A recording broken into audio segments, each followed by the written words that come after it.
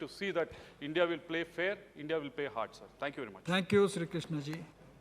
Now, Mr. Ram Mohan Naidu. धन्यवाद सभापति महोदय, आपने मुझे इस एंटी डोपिंग बिल पे बोलने का मौका दिया है।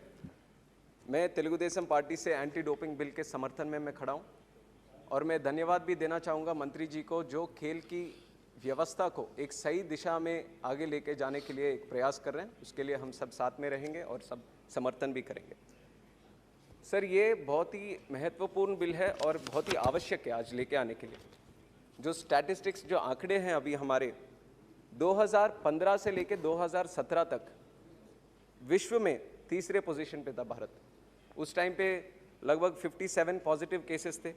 उसके बाद अगर देखा जाए तो 2018 में 117 पॉजिटिव केसेस हुए, 2019 में 255 केसेस हुए।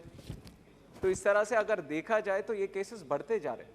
और आज भी थोड़ा दुख की बात है, जो कॉमनवेल्थ गेम्स होने वाले हैं उसमें भी लगभग 10 खिलाड़ी फेल हो गए ये जो डोप टेस्ट है। तो बहुत ही आवश्यक है, इसको लेके आने की ज़रूरत तो बहुत ही है। और बहुत डेलिब्रेशंस के साथ भी सेलेक्ट कमेटी के बाद बहुत ही legal experts, medical experts, sports के एक्सपर्ट्स सबके साथ डिस्कस करने के बाद ये बिल लेके आए। पर उसके बावजूद भी 2-3 ऐसे सुझाव हैं जो मैं आपके ज़रिए मंत्री जी को मैं यहाँ पे रखना चाहता हूँ। सबसे पहले, जो बहुत ही लोगों ने, सदस्यों ने भी मेरे से पहले जो बोल रखे हैं, उन सब ने भी ये बात उठाई है, जो डायरेक्टर जनरल का अपॉइंटमेंट या उसको जो निकालने का तरीका जो है, इसमें जो इन्वॉल्वमेंट है केंद्र सरकार की, वो डेफिनेटली वो कम होनी चाहिए या बिल्कुल होनी ही नहीं चाहिए। This is what the Wada also suggest. जो वर्ल्ड एंटी डोपिंग एजेंसी भी है वो भी यही सजेस्ट करता है कि एक इंडिपेंडेंट ऑर्गेनाइजेशन की तरह इसको चलना चाहिए। उसमें मिनिमम गवर्नेंस इंटरफेरेंस होना चाहिए ताकि वो अपने काम सही तरीके से बिना कोई इन्फ्लुएंस के साथ वो करे। और वाडा को क्यों इम्पोर्टेंट हम लेना चाहिए, क्योंकि एक देश ने इसी तरह वाडा के जो सजेशंस थे उसको नकारा तो उनको पूरे ओलंपिक से ही बैन हो गए वो रशिया। तो इसलिए हमें वाडा को बिल्कुल ध्यान में रख के कोई भी अगर निर्णय हम लेंगे तो ज़रूर उनके जो सजेशन है, उनके जो राय है, हमें ज़रूर पॉजिटिवली लेना चाहिए। सर, इसके बाद दूसरी जो बात है, अभी क्रिमिनल पीसीसीआर पीसीबी हमने ऐड किया है इसके ऊपर। तो ये बिल क्लॉज 19 भी सजेस्ट करता है कि NADA can enter search and seize for anti doping activities under CrPC.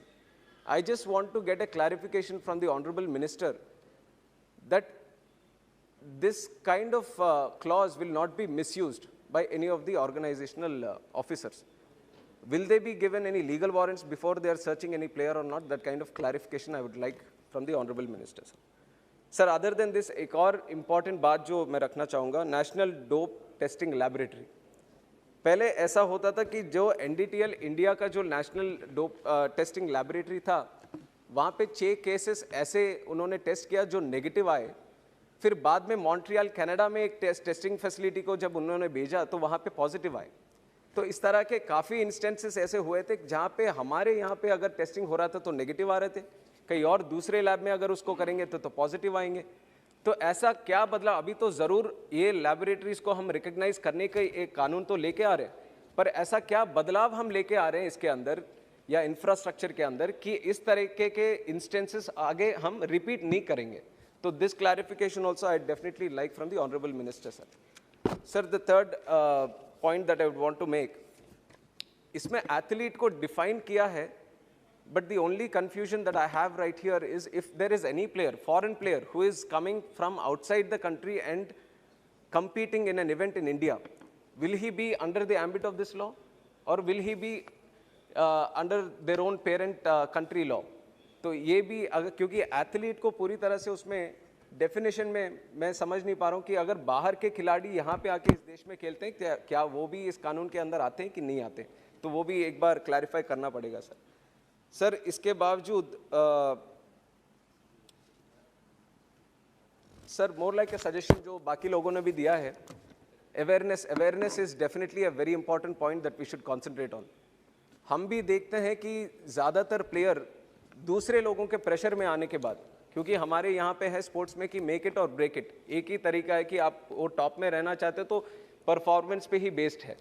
तो उस दबाव में आकर काफ़ी लोग, कुछ लोग अनजाने में जाने में कुछ सजेस्ट करते हैं, तो उसके प्रभाव में आकर वो लोग इस तरीके के डोपिंग सब्सटेंसेस कुछ लोग यूज़ करते हैं परफॉर्मेंस एनहांस करने के लिए, but not with a negative intention.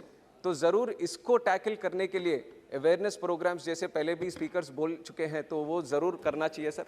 Sir सारे पॉइंट आ गए। yes, I know, sir, but from my party also I have to make this. Sir, All your points have come. 2 more points, I'll just close it, sir. Sir, the other point, we are seeing the sports competence of our nation by looking at the medals we win. सारे विश्व के competitions देखते हैं कितने medal आए, तो उस हिसाब से हमारे देश का स्पोर्टिंग अच्छा चल रहा है कि नहीं चल रहा। पर अगर सही तरीके से हम अपने कॉम्पिटेंस को, स्पोर्ट्स कॉम्पिटेंस को अगर देखना चाहेंगे तो हमें अपने अंदर देखना पड़ेगा सर।